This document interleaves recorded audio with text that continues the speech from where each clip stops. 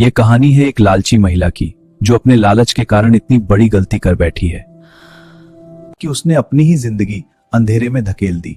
लेकिन ऐसा क्या हुआ था, चलिए जानते हैं पूरी कहानी में। ये कहानी है एक छोटे से गांव की, जहां दो भाई रहते थे, रामलाल और शंकर। दोनों गरीब थे, पर उनके घरों में बहुत बड़ा फर्क था। वो था उनकी पत्नियों के स्वभाव का। रामलाल की पत्नी सुनैना शांत, दयालु, ईमानदार और हमेशा मेहनत के लिए तैयार। शंकर की पत्नी कमला चालाक, लालची और हमेशा किसी साजिश में लगी हुई है। भाई शंकर, आज पता नहीं कैसी मिट्टी मिलेगी। पिछले हफ्ते जो बर्तन बने थे सब बिक गए। पर तेरे घर के बर्तनों में मुझे नहीं दिखता कोई खास गुण। गुण मेहनत में होता है भाई। ये लो बहन अपनी मेहनत। कमला ये सब दूर से देख रही है और गुस्से में अंदर चली जाती है। मुझे 4 दिए चाहिए दिवाली के लिए, और वो छोटे सुराही वाले घड़े भी परसों ले जाइएगा। ठीक है, धन्यवाद। पूरा गांव इसी के बर्तन खरीदता है और मेरे बर्तन कोई नहीं पूछता। कमला सुनैना के मेहनत से बनाए हुए बर्तन तोड़ने की साजिश रचती है। ये क्या हो गया? इतनी मेहनत के साथ बनाए थे बर्तन कैसे टूटे ये? रात को किसी जानवर ने किया होगा। पर इतने सारे जानवर से इतने तो नहीं टूटते। चिंता मत करो, फिर बना लेंगे, हिम्मत रखो। देखो सुनैना को 2 दिन से एक भी बर्तन नहीं बना पाई। लगता है इसके हाथ से हुनर चला गया। जाने दो, हमें क्या। जेठानी ने अगले दिन और बड़ी चाल चली। उसने सुनैना की अच्छी मिट्टी में रेत और कंकर मिला दिए ताकि वो बर्तन ना बना सके। ये मिट्टी आज इतनी खराब क्यों है? बर्तन का आकार ही नहीं बन रहा।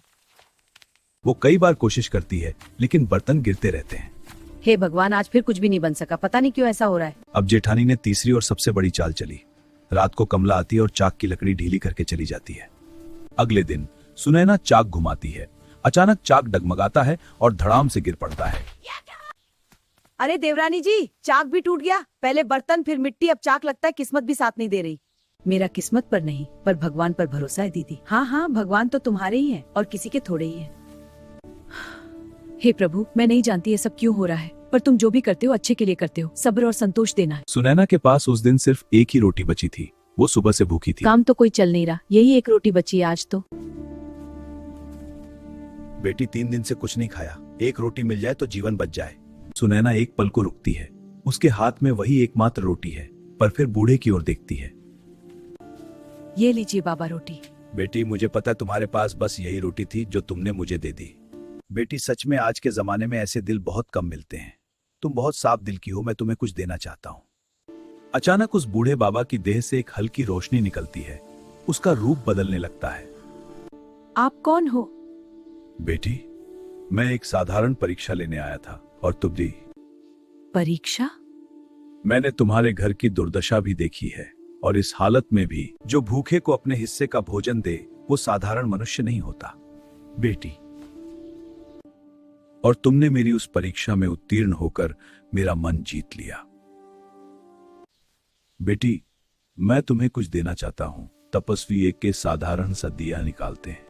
यह कोई साधारण दिया नहीं है बेटी, इसमें मेरी वर्षों की तपस्या की शक्ति भरी है। तपस्या की शक्ति?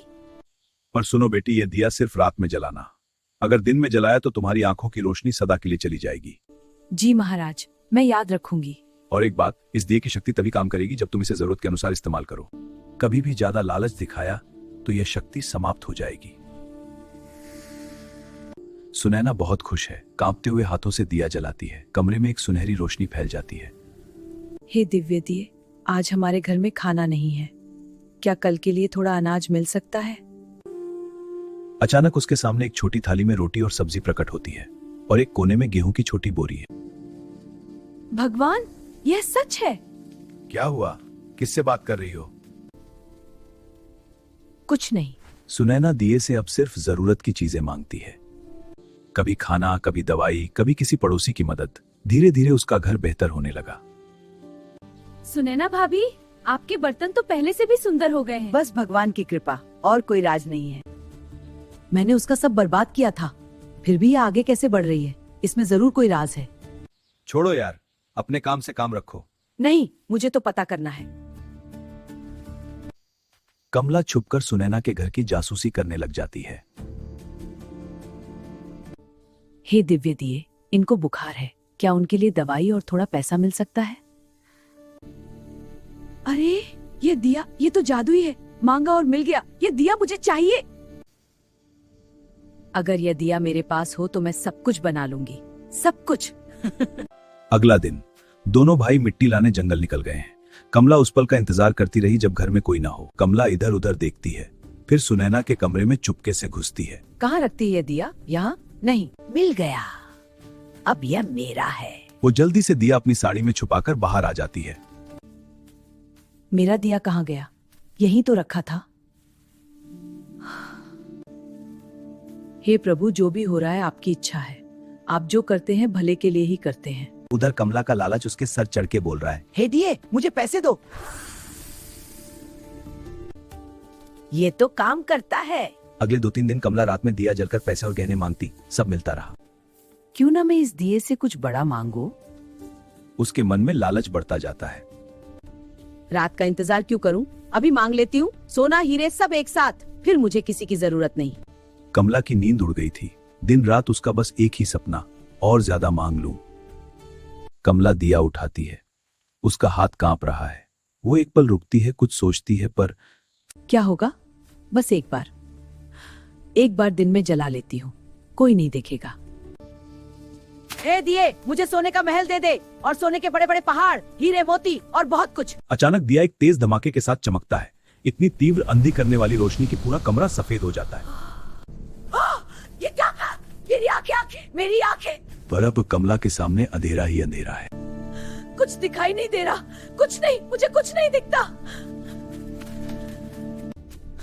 क्या हुआ? क्या हुआ कमला? मेरी आंखें चली गई, मुझे कुछ नहीं दिखता। ये तुमने क्या किया अपने साथ?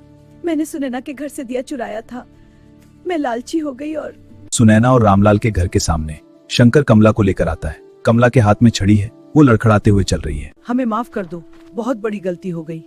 कमला ने तुम्हारा दिया चुराया था, तुम्हारे साथ सब यही करती रही। दीदी, मुझे सब कुछ का पहले से ही अंदाजा था, पर मैंने आपको माफ किया।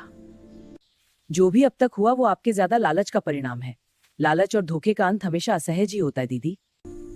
सुनैना, मैं जानती हूँ मैंने बहुत गलत किया, जलन में अंधी हो गई थी। अब भगवान ने सच में अंधा कर दिया। मैंने आपको माफ किया। अब हम मेहनत से और सब्र से जिंदगी में आगे बढ़ेंगे। उस दिन के बाद कमला बदल गई।